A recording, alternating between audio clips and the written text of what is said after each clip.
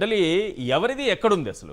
ఆ గొడ్డలేమో ఈయన ఏదో కదిర్ల పోయి తీసుకొచ్చినానని చెప్తాడు దస్తగిరి, ఎందుకంటే ఆడ ఒప్పందం అగ్రిమెంట్ కదా. ఓకే. తర్వాత గొడ్డలి సునీల్కి ఇచ్చినామంటారు, ఎందుకంటే వాడిని కనెక్ట్ చేయాలని. ఓకే. ఆ సునీల్ అతని దగ్గర నుంచి సీజ్ చేస్తే సరిపోతుంది అనుకున్నారు. మరి అది అతను కోఆపరేట్ చేయలేదు సునీల్. ఊరందరూ మొత్తం జల్లెడ పట్టారు, జేసీబీలు గీసీబీలు వేసి ఆ వంక ఈ వంక అన్నీ అన్నారు. గొడ్డలి ఇంతవరకు దొరకలేదే. ఆ గొడ్డలి ఎక్కడ ఉంది? తెలుగుదేశం వాళ్ళ దగ్గర ఉంది. టీడీపీ వాళ్ళ దగ్గర ఎందుకు ఉంటుందండి? ఎందుకంటే ఇలా చరిత్ర మీకు తెలియదు. నేను ఆడ 2004 జనవరి 15 నుంచి 2008 వరకు తెచ్చిన.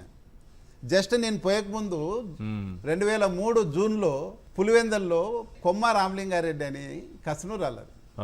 అక్కడ ఎంపీటీసీ మెంబర్ గెలిస్తే ఈ రవి వాళ్ళ ఫ్యామిలీ మీదనో లేకపోతే వాళ్ళ అనుయాయుల మీద ఆ సింహాద్రిపురం 13 ఎంపీటీసీ స్థానాలు ఉంటాయి.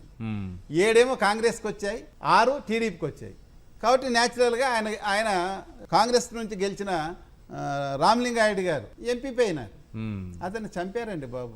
ఏమి ఫ్యాక్షన్ లేదు, వ్యక్తిగతమైన కచ్చలు లేవు. అతను చనిపోతే ఆ సీటు ఖాళీ అవుతుంది. అదే ఊరికి చెందిన బీటెక్ రవి కానీ ఆయన వాళ్ళ ఫాలోయర్స్ ఎవరో లేకపోతే వాళ్ళ ఇంటి వాళ్ళు మళ్ళీ ఎంపీటీసీగా గెలుస్తారు, ఎంపీపీ పదవి వస్తుంది. దానికోసం చంపారు. ఇటువంటి హిస్టరీ ఉన్న వాళ్ళు ఆ 2019లో బీటెక్ రవి టీడీపీ క్యాండిడేట్గా పోటీ చేస్తున్నాడు జగన్మోహన్ రెడ్డి మీద. ఇంకొక ఫ్యాక్షన్ లీడర్ ఆదినారాయణ రెడ్డి, వాళ్ళ మొత్తం ఫ్యాక్షన్ కుటుంబం. బాంబుల శివారెడ్డికి ఆయనకు వాళ్ళ కుటుంబానికి ఫ్యాక్షన్. వీళ్ళని చంపుకుంటున్నారు, వాళ్ళని చంపుకుంటున్నారు. ఫ్యాక్షన్ లీడర్, ఇంకో ఫ్యాక్షన్ లీడర్ ఆయన. ఈయన ఫ్యాక్షన్ లీడరు బీటెక్ రవి. ఆయన ఎంపీగా పోటీ చేస్తున్నాడు మినిస్టర్ ఉండి. 16వ తేదీ మార్చి 16వ తేదీ జగన్మోహన్ రెడ్డి గారు ఇడుపులపాయలో వాళ్ళ తండ్రి సమాధి సాక్షిగా 16వ తేదీ ఆయన లిస్ట్ అనౌన్స్ చేసే ప్రోగ్రాం పెట్టుకొని సీరియస్గా ఆయన ఎలక్షనీరింగ్ చేస్తూ ఉంటే 15వ తేదీ వాళ్ళ చిన్నాయన చనిపోతే ఎలా ఉంటుందండి? మొత్తం ఒక జిల్లా అంతా ఆయనే చూసుకుంటున్నాడు.